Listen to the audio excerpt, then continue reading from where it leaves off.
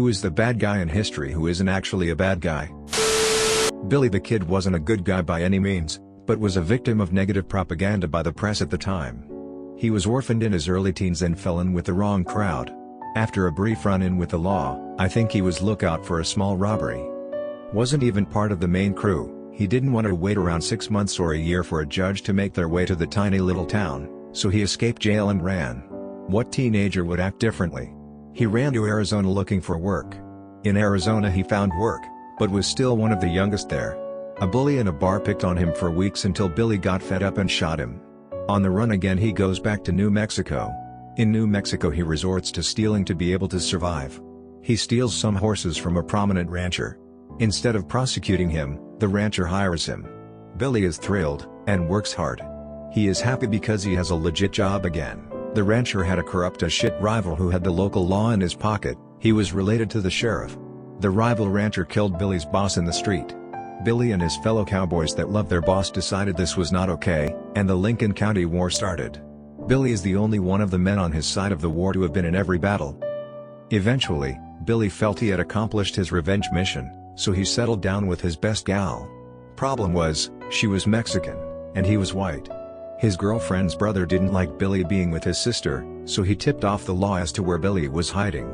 The Lincoln County Sheriff showed up in the middle of the night and shot Billy in the back. There is a lot more to it. For example, when Billy was in Lincoln County Jail, he talked to the New Mexico Territory governor. The governor promised him a complete pardon if he'd be a witness in the trials of the people from the corrupt rancher. Billy agreed and testified. The governor then went back on his promise and left Billy to rot. So Billy killed the jailers and fled again. That governor was too busy getting an ambassadorship and writing the book Ben-Hur to keep his promises. TL, Dr. Billy the Kid wasn't a good guy. He killed a good number of people. But for most of his life he just wanted to work a straight job and be left alone. He wasn't, and he got pushed past his breaking point. Machiavelli would be shocked and saddened to know his name is synonymous with tyranny and pure evil. Guy was a staunch supporter of republics and a savvy politician. That Roman that gave Jesus vinegar to drink. Turns out that the Roman military gave their soldiers a water vinegar mix to drink as it was good for refilling salt levels after sweating. That means all the Roman did was give Jesus a sip of his own drink, not force him to drink vinegar as punishment and salt. Neville Chamberlain was widely hated in the UK after the Britain went to war with Germany because of his policy of appeasement towards the Nazi-run Germany when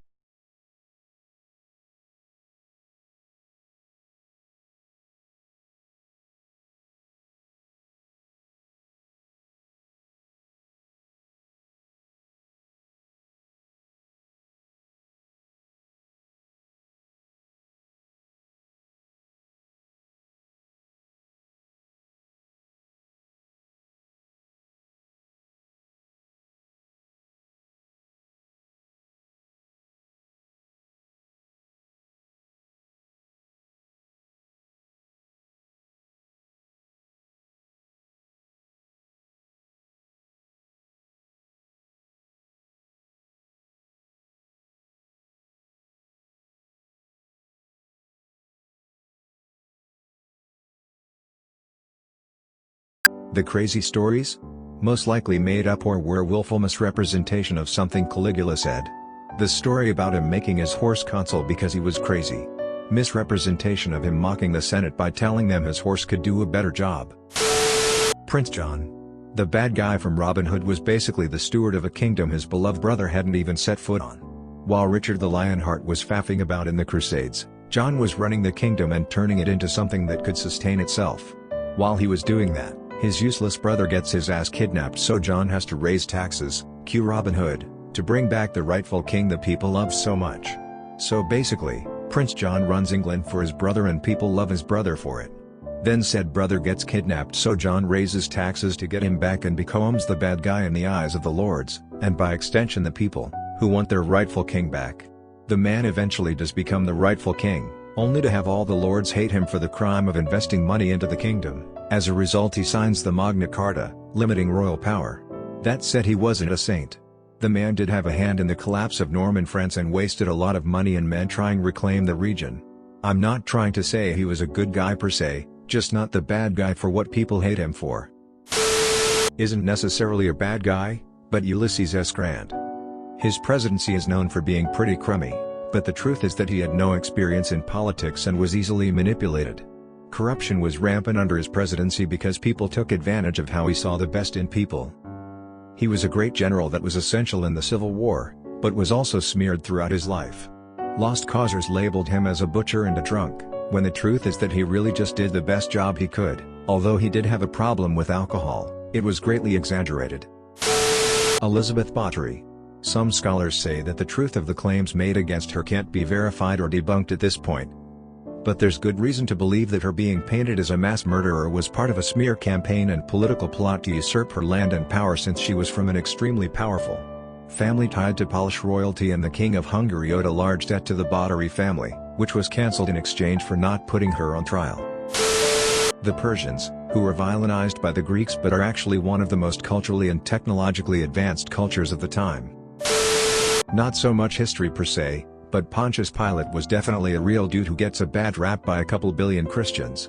Even the Gospels recognize that he really didn't want to kill Jesus, but the Sanhedrin, ruling class of high priests in Judea, more or less forced his hand. What's more, Pilate allegedly looked for every out to not put him to death.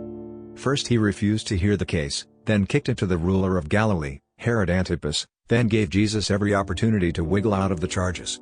It was only after the insistence of the Sanhedrin, refusal of Antipas to hear the case, and Jesus' stubborn commitment, or even desire, to be crucified that he passed the sentence. The whole deal with Pilate washing his hands after condemning Jesus was basically a gesture to "I did everything I could to avoid this, it's on you." All in all, a pretty solid Roman politician trying to rule a Roman backwater and deal with an unruly quasi-insurgent group as best he could. He was given a more or less impossible task, and was essentially used by the Sanhedrin. But all most Christians remember is that Jesus Christ suffered under Pontius Pilate.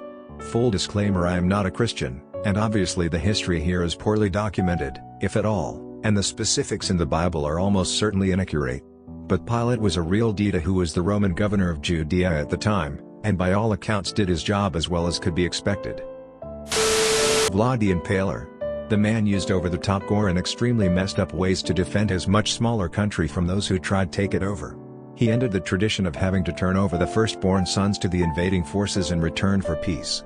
Sure, he used some insanely brutal tactics, but they sent a message that made both him and his army seem otherworldly. H.P. Lovecraft. Reddit likes to oversimplify his life by saying he was a massive racist, conveniently ignoring the fact that he was a mentally ill person that not only feared people of other races. He feared everything that was not exactly like him. Suffered from a crippling agoraphobia as well. His family had mental illness history, with, at one point, both his father and his mother being hospitalized for mental illness. The guy had a fucked up mental health, and his genius comes from the fact that he managed to portray his paralyzing fear of everything that is different into his art. Lovecraftian horror and the dread feeling that it puts you through was his daily life.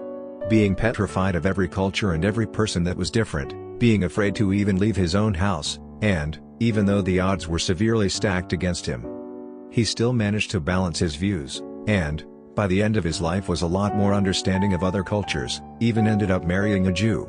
Saying that H.P. Lovecraft was a massive racist, while true, is also an insulting oversimplification of someone's severe problems with mental health. But, in the era of cancel culture, everything must either be black or white, and there is no space of analyzing what actually went on. Louis XVI. Most other kings of France before him were assholes drunk on power. The dude didn't want to be king, his dream job was being a locksmith, but he was in charge when the people's frustration and anger was starting to boil over. So he did a national survey just to know what could be done to make people's life better. But it sent a signal that people mistook for weakness, instead of kindness, and decided it was a good time to start the French Revolution. Nietzsche's writing and philosophy was said to influence Nazis. Nietzsche himself was not a Nazi supporter, the party didn't exist in his lifetime. But his sister was, and after his death she sold and spread his writings in support of Nazis. Napoleon Bonaparte. A lot of people make him out to be a bloodthirsty dictator, when in reality most of the wars he fought were those declared upon him. He made peace with the nations constantly, without burning them to the ground, only for the entire coalition to rise up again and again and again to overthrow him. They couldn't handle a middle class nobody being the most powerful man in Europe and without a proper dynasty. Yes, the power did eventually go to his head, and he missed a general peace deal toward the end, though they may have broken the peace again. but he constantly hoped for peace. He reinstated freedom of religion in France, gave legal rights to the Jewish people, and spread the legal code, full of revolutionary liberalism, from France to across Europe, which led to the rise of democracy. Subscribe for more Reddit content, hit the like button and share it with your friends. Thank you for listening.